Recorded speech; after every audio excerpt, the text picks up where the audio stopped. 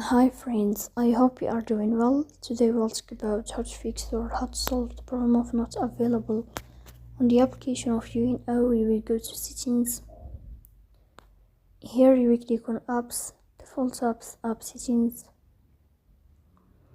Here in this list you will search about the application of UNO and you will enter. In this page of app info, you will go to first stop and you will click OK. Here you will enter to the window of storage. Here you will click on clear cache. Then you will turn off your Wi-Fi and you will turn on your Wi-Fi again to fix that problem. So that's all. Don't forget to support us by like and subscribe.